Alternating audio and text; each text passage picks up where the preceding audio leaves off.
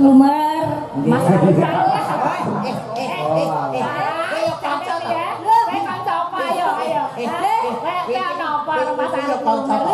Arif Lumer ini setiap Pak Yoyok Mayang itu selalu hadir, selalu komen apa itu postingan TikTok saya selalu di komen. Setiap Pak Yoyok pos setiap Birgita hadir. Ya setiap aku bareng. Iya. Halo, bilang Lukas semua.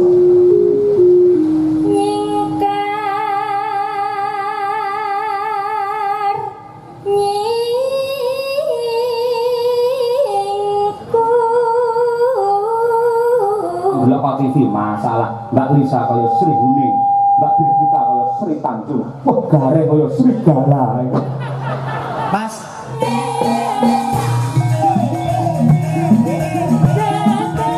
oke Mas, podang kuning gubuk kasmara pepiling ki aja ngantek lali. Nggih to, Mas? Nggih, mboten namung tenggene wayangan, reokan yo kuwi. Gajah-gajahan nggih niku. Mosok? Nggih, Ponorogo ki budaya niku yen gending aja ngantek nglalekne gubuk kasmara. Penting ngoten nggih. Penting. Ambiyen kula luwih penting duit timbang niku. Jenengan to? Nggih. Odo. Nah, tukung Mbak Lisa dan Birgita. Ini adalah sepasang merpati prasasa kaya kembar. Ayo nggih. Dedeke padha ngejimi rutin. Ayo. Iki wis Nggih. Ayo Mas, tukung. Yuk.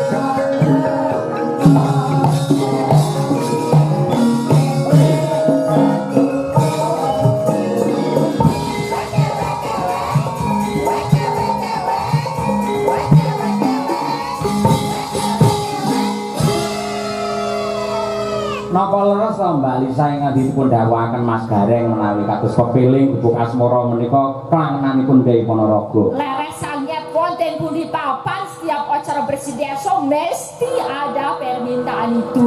Oh, masa. Ya, selalu nggih. Buka puasa. Waktunya sahur. Niku kangge pengiling-iling awake dhewe syukur karo Gusti nganti jam 12 iki tasih dipun paringi sehat walafiat. Iki bawa gubuk asmara iki ya dawahe jam dinding mania. Dinding mania. Ya, mania. Ini kita kirimkan untuk seluruh Mbah Lurah yang hadir. Mbah Lurah Sono Keling juga kemarin kita di sana beliau hadir dan juga semua Mbah Lurah yang hadir pokoknya tanpa terkecuali terima kasih. Betul. Kita kirimkan. Anu Pak Trimo juga penggemar wayang semua nggih. Kok jas do akrab men karo Mbak Trimo bareng. Tandane yo. Oh, wong benten niku jan CS Elisa lho Mas niku. Walah, kula dereng kenal, dereng mate ditanggap marai. Tapi hadir terus kalau panjenengan ada wayangan Mbak Trimo itu pasti nyusul. Oh, nggih Bandung Mbak Trimo. Lalu Pak kalian ngaturaken Wilujeng Daru, Mas Arif Lumer. Mas Arif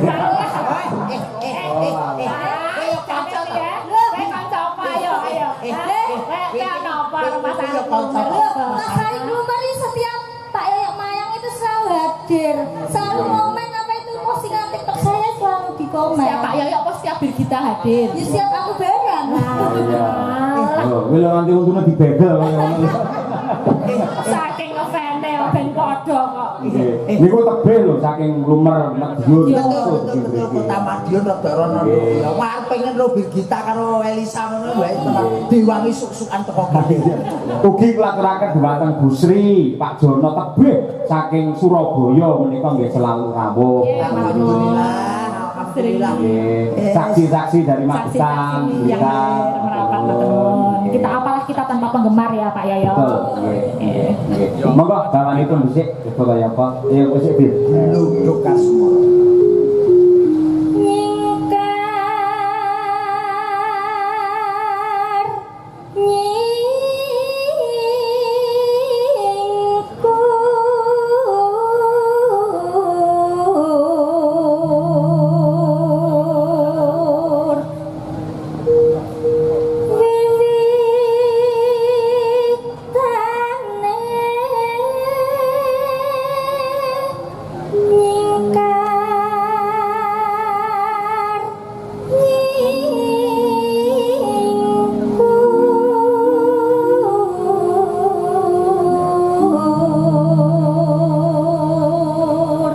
Mas ning Mas Gareng. Nggih kula Mbak Lisa karo Mbak Birgita iki kaya kakang Adi. nggih gak tenang kok ya. Lha Jan coba lek cara wong Jawa ki glathik tunggal sak gawa. oh iya ta. Nggih glathik tunggal sak gawa. Gila apa wi glatek ninggal apa?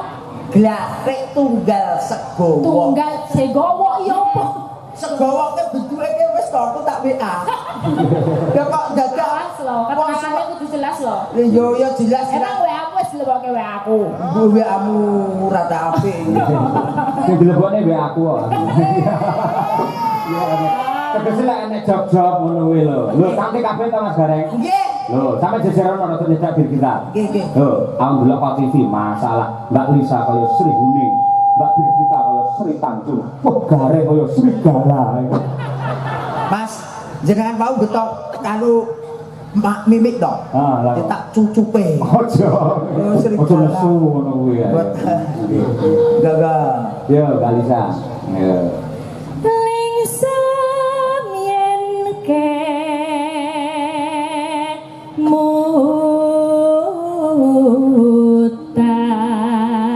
mutan lelampahan kan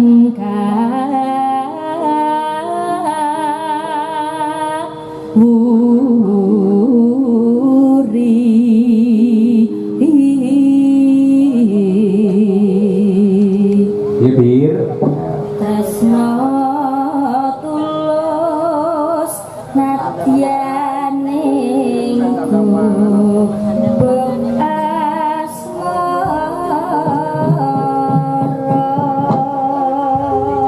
Jan opo-opone kok ya padha to, Bir? Diteke lho padha. Juga sama. Kayak yo.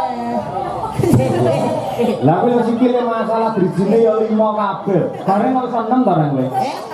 Yo 5 to 1 2 3 4 5. Oh iya ding kaya 6 tak sawang kok kene. Lah iki oyote kok. Wah ya. Lah Mbak Birgita bengi iki lho Mbak Lisa, ketok le sopan santun halus. Oh, biasanya. Biasanya rada brutal sih. Oh, lah kok ngopo kok beda? Sebabnya apa, Bir? Itu goni Pak kula Pak. Oh, wis de satpam. Nggih. Ya ora rasa dia. Oh. Kasar to. Ayak satu mau. Ya Mas Arif teko terus yo. Rarep yang goreng. Ya Mas Iko apa mau nganggo kopi meh padha. Dan orang kaya gurin nyadi biasanya lu dengan karo Elisa. Ayo. Gua jogete kudu padha, ayo karaktere kudu padha. Oke. Oke lah. Dibuktikan kepada para netizen. Monggo. Gubuk asmara. Ya yuk.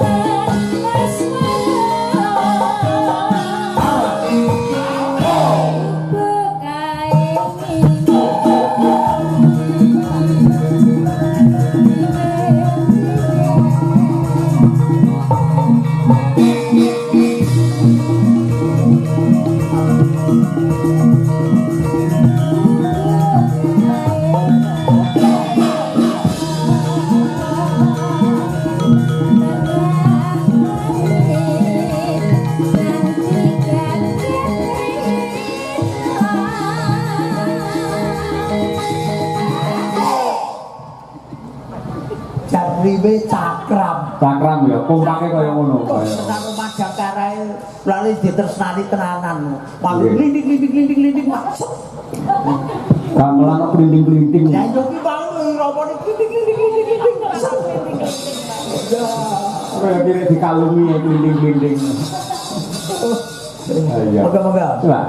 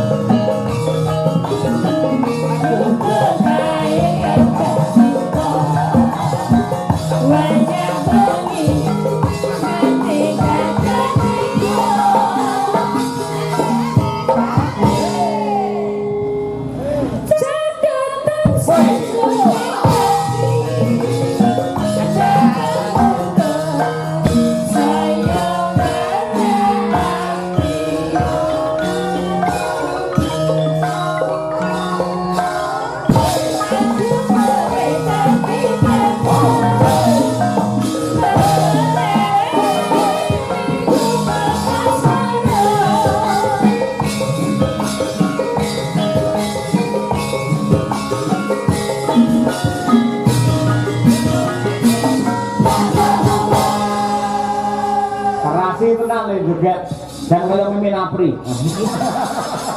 Oh, mimin apri perbandingannya iki wedok tenan lho iki. Tenan. Oh iya, aprine Mbak Lisa mimin iki. Apa Mbak Bita kalian? Apa? Luar biasa sangat saestu Mas nggih. Kekompakane niki gawene tresna dulur-dulur Ponorogo. Leres Mas, leres nggih. Wonten setunggalakun melih apa tesih kuat? Tunggal niki mangke sanesipun sing hot-hot klaturaken nggih goro-goro lan kula suwun dumateng sedaya khususipun warga masyarakat ing Dung Banteng. Mumpung enten wayah, mumpung malam Minggu, monggo sami wungon nganti tancep kayon. Diniati tirakat nyuwun kalian Gusti yen nonton wayang nganti tutuk lakon muga-muga diparingi tutuk anggenipun momong anak putune soleh lan solehah kabeh. Amin. Ya nang, ayo coba. Mbak Pina.